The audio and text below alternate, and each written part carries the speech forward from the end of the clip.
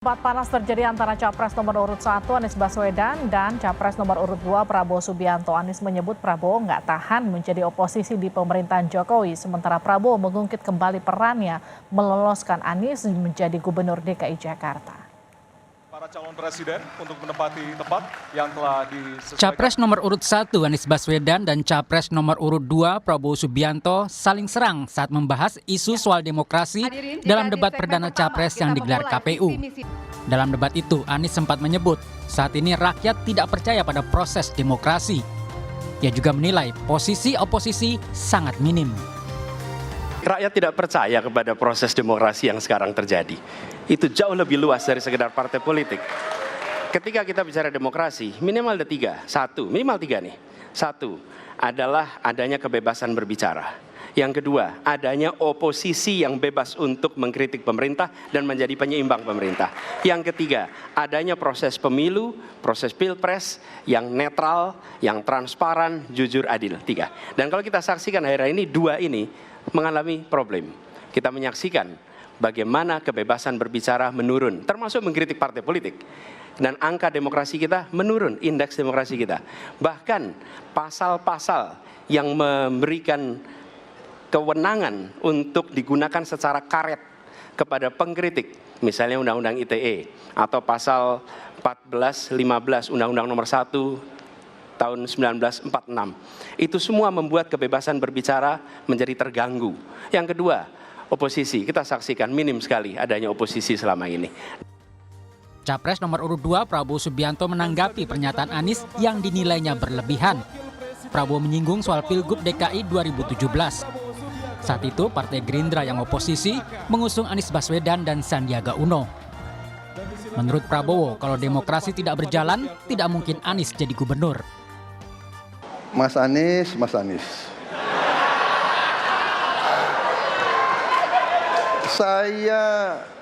Saya berpendapat Mas Anies ini agak berlebihan. Mas Anies mengeluh tentang demokrasi ini dan itu dan ini. Mas Anies dipilih jadi gubernur DKI menghadapi pemerintah yang berkuasa. Saya yang mengusung Bapak.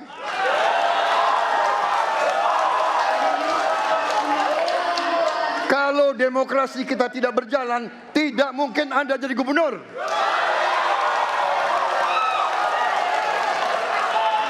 Kalau Jokowi diktator, Anda tidak mungkin jadi gubernur. Saya waktu itu oposisi, Mas Anies. Anda ke rumah saya, kita oposisi, Anda terpilih. Waktu habis, Bapak. Harap tenang. Anies mendapat kesempatan untuk memberikan tanggapan. Ia menuding Prabowo tak kuat menjadi oposisi pemerintahan Jokowi karena bisa menghambat bisnisnya. Ketika kita menghadapi sebuah proses demokrasi, di situ ada pemerintah dan ada oposisi. Dua-duanya sama terhormat.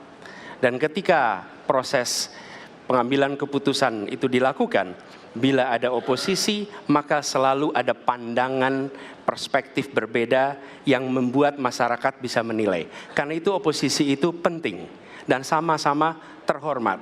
Sayangnya tidak semua orang tahan untuk berada menjadi oposisi. Oke? Seperti sampaikan Pak Prabowo tidak tahan untuk menjadi oposisi. Apa yang terjadi?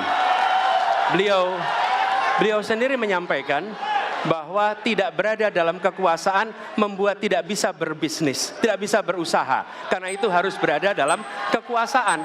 Kekuasaan lebih dari soal bisnis, kekuasaan lebih dari soal uang, kekuasaan soal kehormatan untuk menjalankan kedaulatan rakyat. Mendengar debat sengit Anies dan Prabowo, Capres nomor urut 3 Ganjar Pranowo menyebut Anies Baswedan dan Prabowo Subianto tengah membuka kartu masing-masing. Menurut Ganjar, sikap partai politik sebagai oposisi atau tidak hanyalah soal kepentingan saja. Saya jadi tidak enak ini Mbak hari ini. Mohon maaf, saya tidak enak karena dua kawan saya sedang nagih janji dan membuka buku lama. Tapi percayalah begini, yang pertama tidak ada demokrasi tanpa partai politik. Tidak ada, suka tidak suka, mau tidak mau. Dan fungsi partai politik itu adalah agregasi. sumber rekrutmen kader, pendidikan politik. Kebetulan saya pernah menjadi ketua pansus undang-undang partai politik. Maka pada saat perdebatan penguatan dari sisi anggaran, penguatan dari sisi partisipasi masyarakat mesti dilakukan, saat itu tidak terlalu banyak yang setuju. Maka Mas Anies, soal oposisi tidak oposisi, soal kepentingan saja kok.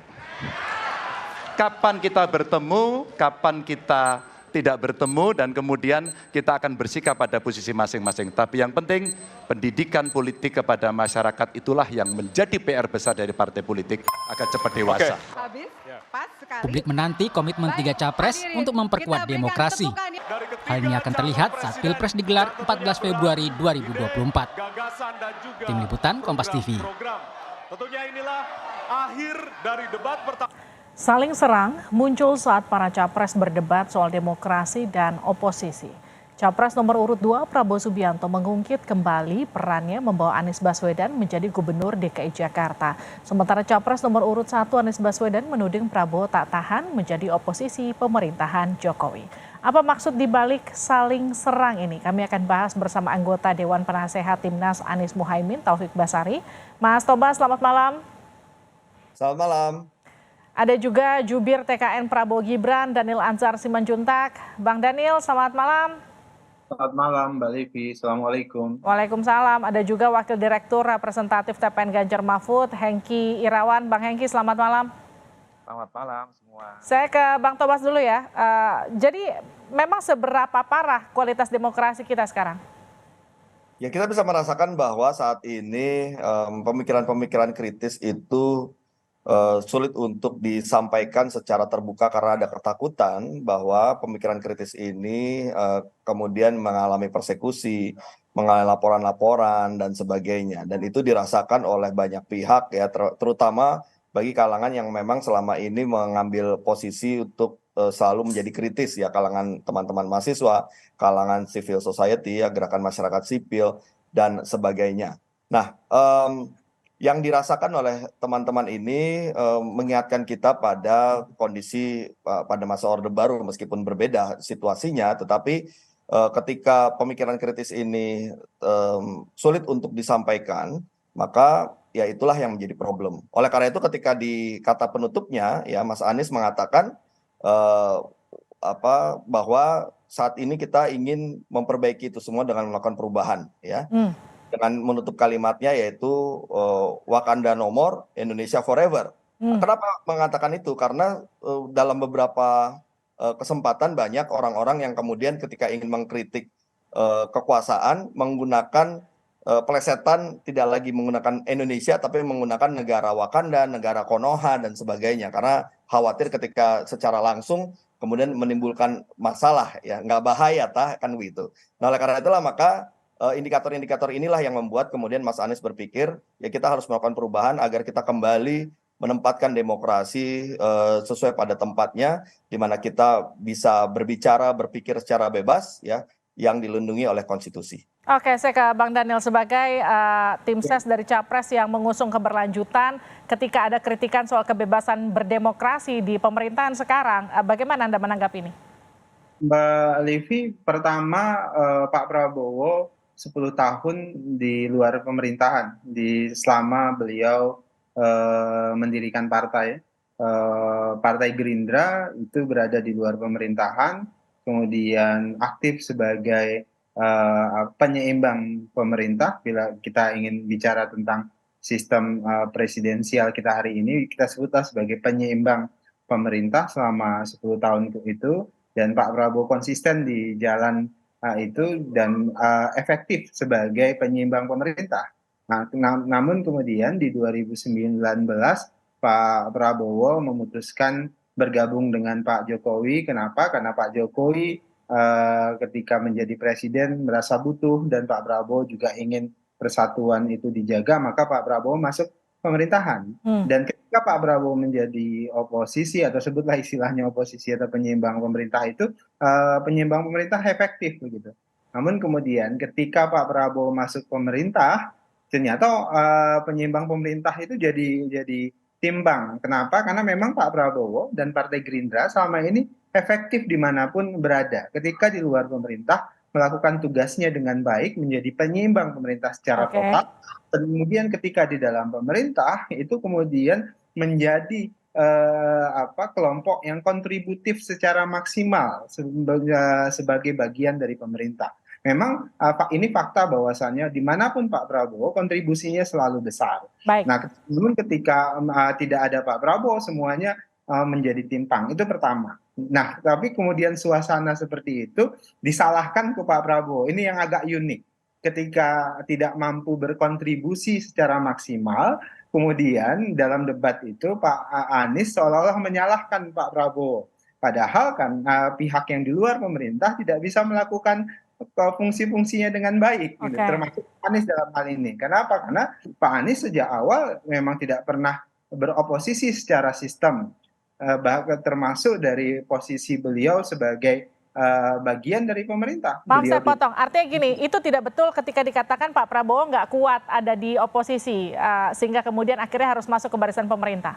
Anda bayangkan Pak Prabowo 10 tahun jadi bagian dari penyeimbang pemerintah di luar pemerintah, bahkan beliau aktif sekali menjadi penyeimbang sehingga penyeimbang pemerintah itu kuat sekali pada saat itu. Ketika Pak Jokowi membutuhkan beliau dan mencegah ada polarisasi yang terlalu luas, Pak Prabowo bergabung Oke. dan memutuskan untuk membantu pemerintahan, dan pemerintahan efektif juga. Nah, Baik. mereka yang di luar termasuk dalam hal ini misalnya Pak Anies misalnya menyebut dirinya oposisi. Selama ini beliau tidak pernah beroposisi. Dan sejak awal beliau bersama Pak Jokowi menjadi jubir Pak Jokowi, kemudian tidak dibutuhkan lagi oleh Pak Jokowi, kemudian dipungut oleh Pak Prabowo, kemudian didorong menjadi gubernur dan kemudian jadi gubernur. Ya, kemudian beliau bekerja sebagai eksekutif. Baik. Dan itu bukan oposisi. Kemudian ketika tidak menjadi gubernur lagi, beliau tentu mencari posisi politik Oke. baru dan seolah-olah menjadi oposisi. Jadi secara sistem Pak Anies tidak pernah Baik. oposisi. Jadi beliau hanya masuk pada di mana kepentingan beliau bisa diakomodir. Dalam hal ini ya hari ini beliau ingin masuk sebagai orang yang berbeda dengan Pak Jokowi, dengan Pak Prabowo, ya itu yang digunakan. Jadi tidak tepat kalau kemudian serangan pribadi ini itu dialamatkan ke Pak Prabowo terkait beliau tidak tahan menjadi oposisi. Itu justru yang tidak tahan menjadi oposisi sebenarnya itu adalah Pak Anies. Memang Pak Anies menjadi oposisi selama ini. Baik, Bang Daniel, saya mau coba ke Bang Hengki, sudah terhubung? Oke, sedang terputus, kita akan perbaiki sambungannya dengan Bang Hengki dari Ganjar Mahfud. Saya ke Bang Tobas lagi. Bang Tobas, jadi kalau dikatakan posisi oposisi sekarang makin minim, lalu kemudian perubahan seperti apa yang akan dibawa Anies Baswedan kalau terpilih? Nah, jadi memang dalam debat kemarin itu ada pernyataan yang disampaikan oleh Mas Anies yang direspon secara tidak nyambung ya dari Pak Prabowo. Ya karena yang Mas Anies sampaikan itu adalah kegelisahan mengenai menurunnya nilai-nilai demokrasi kita dengan indikator-indikator tertentu yang disampaikan oleh Mas Anies. Tetapi responnya malah direspon dalam bentuk bahwa dulu ketika maju gubernur didukung oleh Gerindra yang saat itu oposisi dan sebagainya. Sehingga apa yang disampaikan ya perdebatan yang diharapkan muncul bahwa kita ingin memperbaiki demokrasi itu ditanggapi secara berbeda yang akhirnya ya ada ketidaksambungan ya antara apa yang ditanyakan dengan responnya. Nah karena itulah maka ketika merespon seperti itu Mas Anies kembali mengingatkan soal nilai.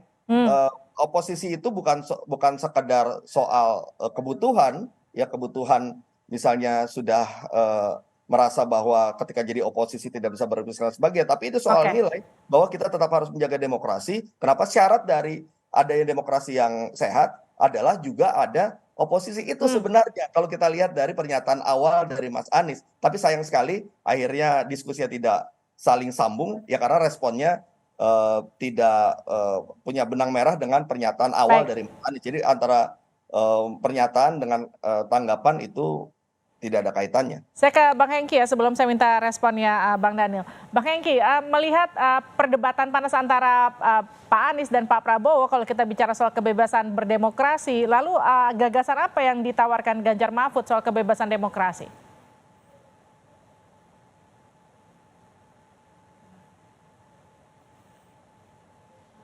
Kita kembali perbaiki sambungannya, kembali terputus. Saya ke Bang Daniel deh. Bang Daniel tolong direspon tadi pernyataan Bang Tobas.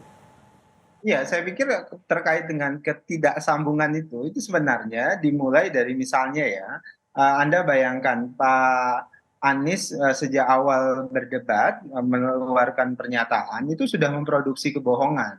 Misalnya ya, beliau secara langsung menyerang pribadi dengan data bohong.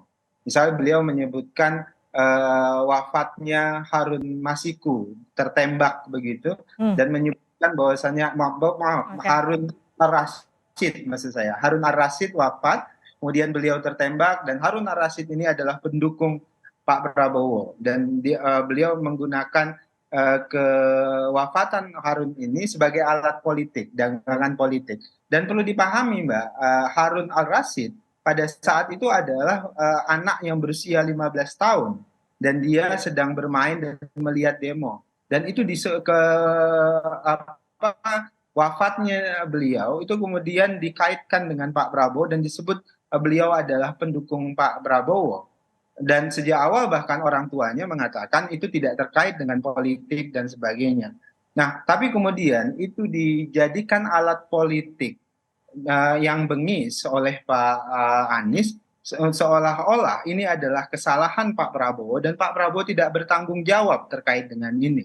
Itu yang bagi Pak saya yakin sangat bengis, sangat memperdagangkan nyawa orang, kesengsaraan orang. Kalau masalah ketidakadilan, bahkan Partai Gerindra itu di Komisi 3 itu aktif sekali melakukan asistensi terhadap korban-korban ini, termasuk keluarga dari yang diasistensi oleh teman-teman di Komisi 3. Okay. Jadi menurut kami Pak Anies menggunakan isu ini wafatnya seorang anak kemudian disebut dia sebagai pendukung Prabowo, itu adalah alat politik yang sejak awal Pak Prabowo menyebutkan sangat bengis dan itu tidak pantas dilakukan.